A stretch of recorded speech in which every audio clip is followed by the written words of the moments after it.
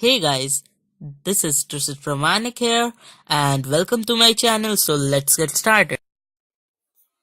So today we will be talking about game engines. Now what is a game engine?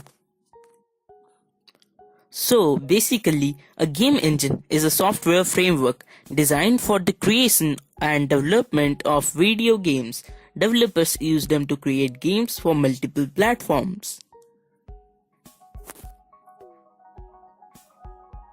Simply, game developers use game engines as it contains a lot of development tools. Now, we are gonna talk about best game engines for beginners. Now, I would prefer you to get started with Unity because of its feature and pricing. There are a lot of game engines, but I like Unity because its features are not complex, which makes the game engine easy to learn and use. The pricing of Unity game engine is affordable and you also get a good support from Unity to get started with.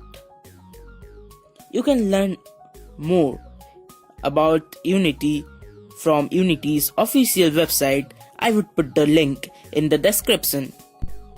That's all about game engines.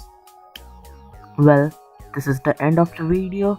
If you like the video, tap on the like button and don't forget to subscribe our channel and share this video to all your friends.